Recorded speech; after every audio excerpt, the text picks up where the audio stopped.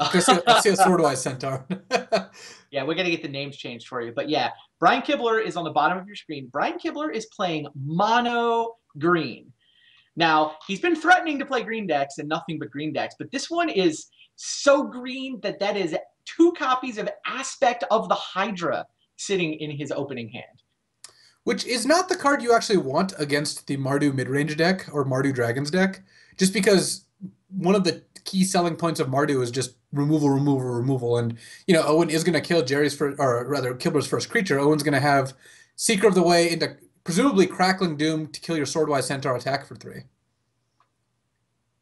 So, I mean, Kibler, I would imagine, is siding out Aspect of the Hydra in this match.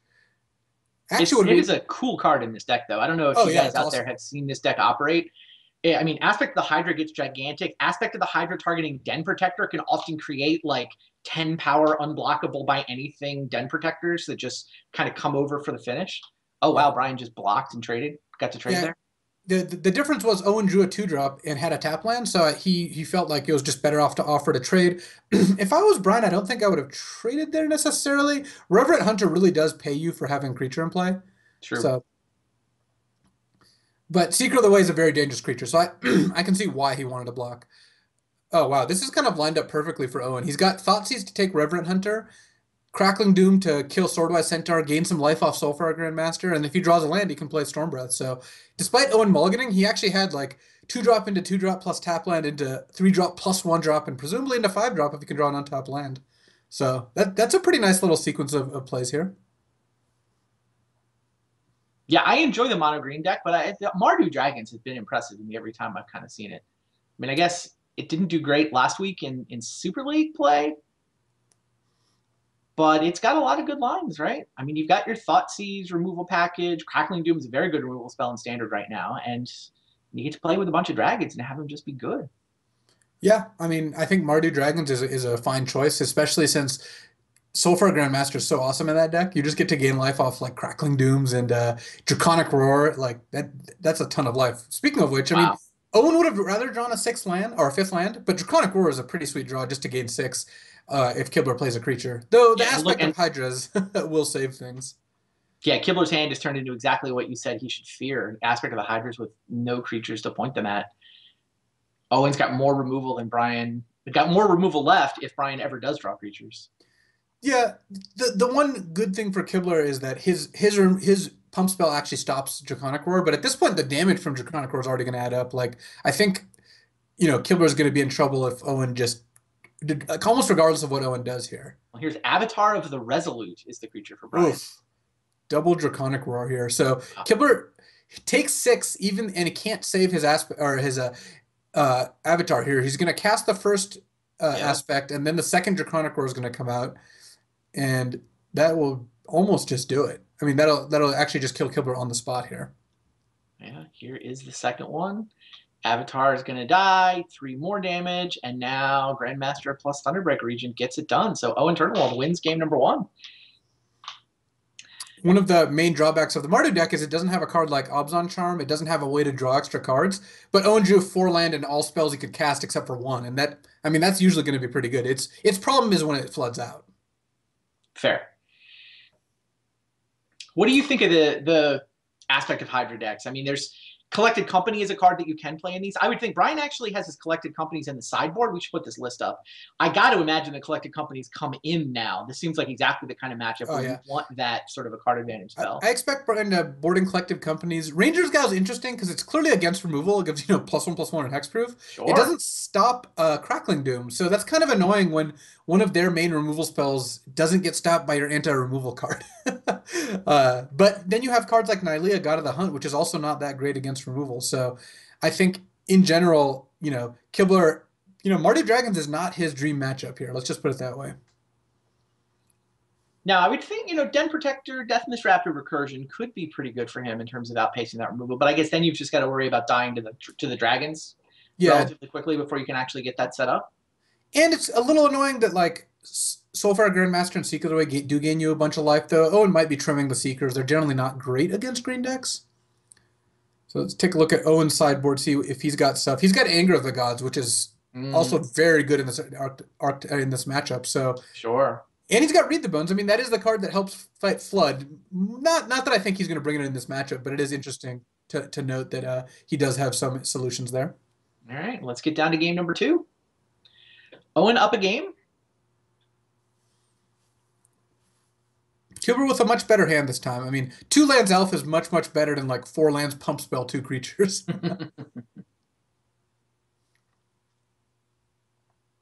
So Owen drew Seeker of the Way, but actually doesn't have white mana. He's got black and red and, multiple mana. Havens, but yeah, he can't cast Seeker here on turn 2. And Brian's got turn 2 Deathmist Raptor. Oh, and there's Anger of the Gods. So Brian does have turn 3 Surrock here, which is definitely a beating. Anger of the Gods is going to be pretty good because Owen is going to take 8 here. Yep. And then Anger, and then Kibler's going to have a Surrock, and then get to cast Swordwise Center and attack for another 8. Actually, yeah, even at turn 3 Anger might not do it. Surrock is a pretty incredible card here. Right. The Anger, yeah. Brian has to tap out. He doesn't have Ranger's Guile up, which is actually enough to save the Deathmist Raptor from an Anger.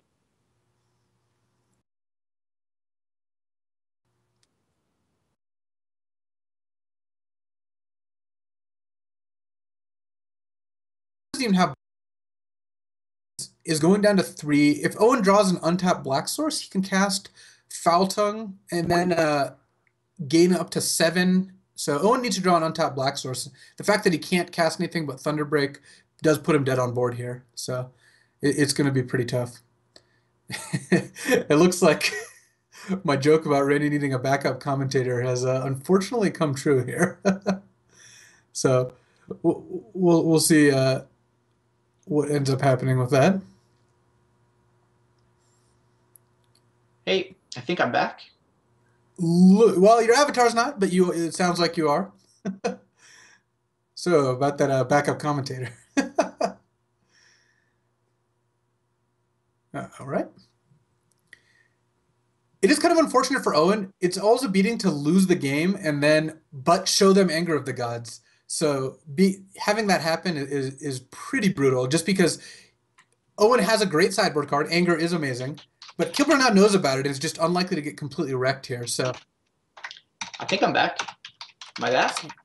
Sounds good. Looks like, and yeah, I was just saying that it's kind of rough that Owen lost that game and showed Kibler Anger because he had to try to win the game. But now Kibler knows about Anger, and that's a card that gets a ton of value if your opponent doesn't know about it. It's not clear that Kibler wouldn't have predicted it, but he now has confirmation. Sure. So. Yeah, Haven of the Spirit Dragon did punish Owen a little bit there. That is certainly true. All right, looks like we're just about ready for game 3. 1 game apiece. Brian trying to move up the standings. I think he's got just 10 points so far. Owen actually tied for first coming into this week. And Owen did have to mulligan, but so did Kibler. And Kibler now, for a mono green deck, has... Oh, my. his hand is 2 Nykthos. He has to mulligan again. And has to mulligan 0 land. Man, this has happened to Kibler multiple times now. He had to mulligan to like 5 against...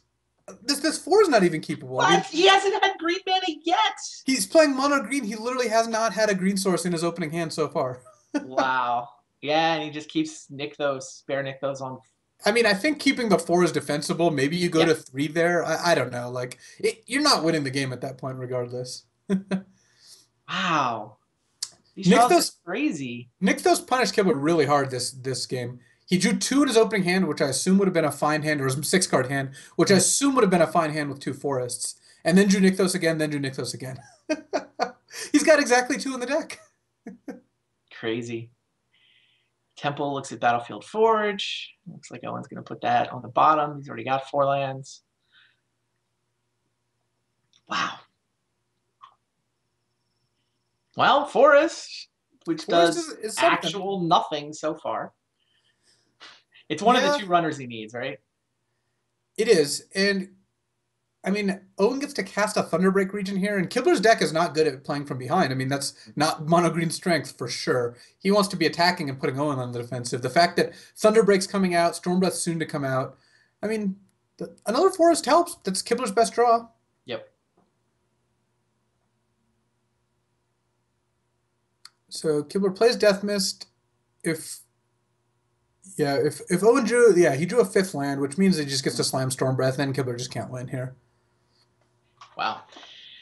Don't feel like we really get to see Brian's deck in full action here. Yeah, he walks away. I'm sure he's shaking his head, frustrated. Owen Turtenwald does win the match. Owen moves on to the semifinals, where he will take on Josh Utter-Leighton. We're going to go to the other side of the bracket first. We'll get Jerry and Brad up as the first semifinal we're going to watch. I can tell you guys out there, though, that Brian's deck is cool. I mean, if you want to see some new, interesting, sort of different interactions that maybe aren't what everybody else is playing in Standard, I actually do recommend shuffling that one up and taking it out for a spin.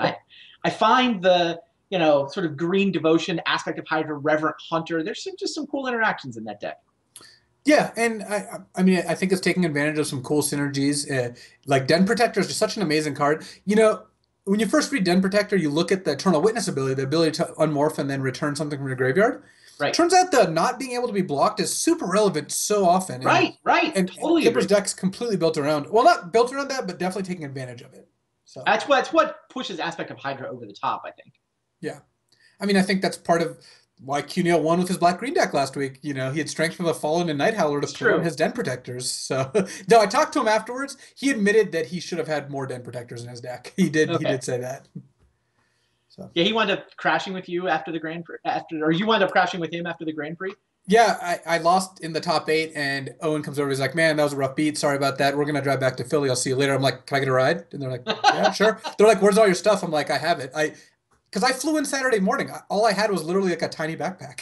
So you were just Friday night red eye, arrived Saturday morning with a backpack with a change of clothes or something? And then my flight back was on Sunday night, except I missed it because I missed it by like half an hour because I lost in the top 8. But I mean, I'm not complaining. I mean, clearly top 8ing is awesome, but yeah. No, I mean, you set it up where if you top 8'd, then you would miss it, but hey, then you top 8'd, so it's all good. Yeah, basically the way me and actually Pat Cox also run the same plan, which is if you make top 8, you have to change your flight. If not, then you're fine home. You can finish the Swiss, maybe top 16, and still fly home on Sunday. So even if you have to change one out of every, if I'm being optimistic, 5 flights, it still ends up being fine. Makes sense. So, yeah, I mean, I was happy with the plan. It sounded insane to some people, but honestly, I'm satisfied. I got to go play the Grand Prix, and I got to do it on a timeline that worked for me. Yeah, now, was there anything in particular that led you to want to make the flight to AC? I know you play some Grand Prix, but not all of them nowadays. Honestly, I just wanted to play Magic. I was just like kind of had the fire. The way I've scheduled my Grand Prix attendance this year is like when I feel like going, I'll go. And I'm going to go ahead and, decide that this weekend I wanted to play, even though the flight maybe wasn't at the most convenient times. I think most people would agree on that. I just wanted to play. And so that led me to go to the Grand Prix. And I was happy, I obviously I was happy top 8ing, but when I was playing against Chris Fennell in the last round, and I was like, if I lost, I wouldn't top 8. I'm like, I'm pretty happy with this weekend, even if I lose this round. So I like Red Eyes. I actually find Red Eyes convenient. I'd rather spend less, instead of a whole day of travel, like leaving on Friday, I just got to put it all into one day. Yeah. All right, I think we're going to try to line Owen up for a winner interview. Is that where we are right now while we get set up for round 2? He can explain his mastery in winning game 3. We can also look at the bracket while we're getting that set up, if that's handy. Here we are. All the first round matches are done now. We're now setting up for the semis. Tom Ross showed up with Bant Heroic this week, was not victorious. Josh Utter-Leighton finally got onto the scoreboard, his first win in basically 3 matches. Moves on to the semifinals, where he will be taking on Owen Turtenwald, who we just watched kind of put a mana-screwed Brian Kibler out of his misery relatively quickly there in game 3. Yeah, we saw a game where Owen just killed both of Kibler's creatures and thought seized the other. Then we saw a game where Kibler went, turn 2 Raptor, turn 3 Surrak, kill you. And then we saw a game where Kibler just never played a spell. So we had a 2-game match in some ways, but those 2 games were representative of kind of what that matchup feels like. Yeah, no, that's fair. Meanwhile, Jerry Thompson playing a Jeskai list that Louise claims is pretty similar to the Raptors, although to me they look kind of philosophically different. We'll see how that plays out the rest of the way. Jerry's list certainly seemed to be well positioned against Andrew. Stratus Dancer was just really hard for Andrew to do anything about. Jerry will be taking that against Brad Nelson in the semifinals. Brad dispatched Paul Cheon, who showed up with a Jeskai Dragons deck. Essentially, he took Esper Dragons and dropped the black mana in favor of red. Did not get the job done against Brad, though, who will be piloting Abzan aggro. And I'm sure Brad finally happy to get off the schneid. He, like Josh, finally picked up a win here in week number 3. Yeah, and here's where Jerry, I think, would rather have the Seeker of the Ways instead of the Stratus Dancers. Abzan aggro is not exactly the matchup where a Stratus Dancer shines, so. Fair enough. Meanwhile, welcome, Owen. Hello. Regale us with the tales of your brilliance in that Game 3 against Kibler. Well, when I saw the bracket, I knew I was playing against Brian, and he's a Hall of Famer, multiple Pro Tour champion, and I knew that it would take a lot of luck to get out of there with a win. It looks like you picked a deck that is good against green decks in general. I mean, you picked a deck with Crackling Doom in it and a bunch of removal spells. Like, I assume that was intentional? Yeah, I kind of figured that he would probably play a green deck with Elvish Mystic. It seems like that's what he's been playing a lot recently. And it kind recently being the last 15 years. And the last 2 weeks, I kind of figured he was using the Super League as a way for him to try his new decks in a competitive environment. And so if that's the kind of deck that he's trying to get a good list of, then it would make sense for him to do that. So I picked my deck for 2 reasons. One, it had 4 Anger of the Gods, which would be good against a Deafness Raptor deck, of course. And 2, this is the exact 75 cards that I played last week. And last week I played my first round against Tom Ross, and he just beat me too badly for me to even see if my deck was good or not. So I just wanted to have another try. So, but you said you played this because of Anger of the Gods, but how can you explain that you lost the only game where you cast Anger of the Gods? I think it's probably because I just don't evaluate the cards properly. Yeah, and when game 1 started, I actually commented, because Brian had 2 Aspect of Hydra in his opening hand, that was not the card you want in this matchup. And sure enough, you killed all of his creatures and Thoughtseized his other creature, and he had 2 Aspect of Hydra in his hand at the end of the game, essentially. That card's really inefficient against Thoughtseize. Yeah, and just a deck full of removal spells in general, Crackling Doom and all these other cards that that kind of make it hard to keep a creature in play, much less enough to make Aspect good. Yeah, I didn't really pick my deck because I thought it was very good against green. I just picked it because it's what I picked last week. I didn't have a whole lot of time to prepare with all the travel, and the last tournament was limited. And the tournament before that was Toronto, and on the drive back, we picked up Ben Stark and gave him a ride, and he just said that his deck was great and that I should play it, and so I did it. You've got the +1 land that Ben was recommending. I know that the version of the Mardu Dragons that got second at the Grand Prix, Ben was swearing up and down was just a mana short.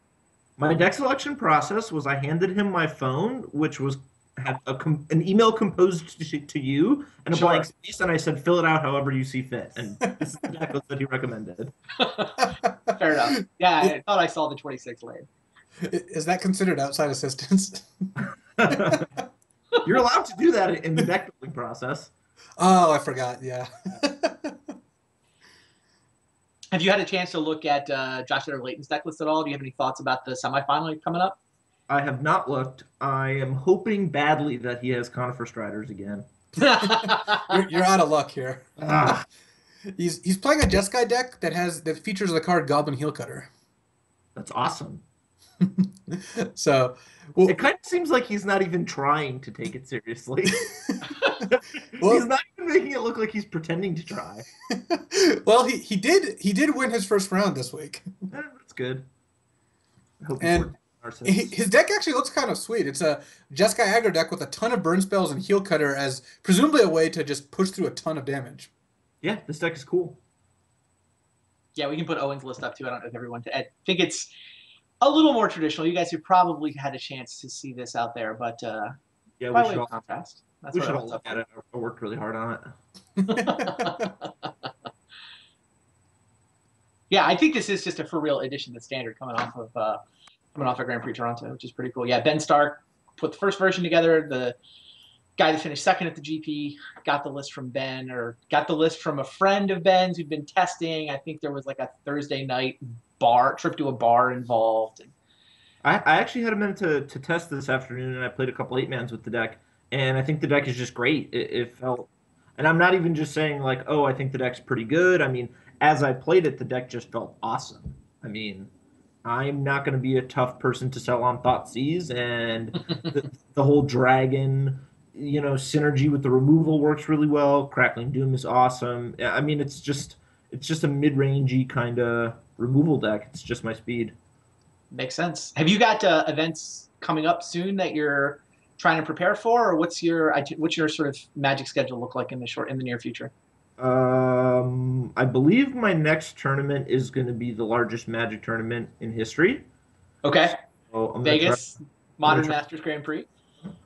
And yeah, I don't know. I mean, I haven't looked at the schedule too closely, but I plan to go to all the remaining American Grand Prix and the Pro Tour.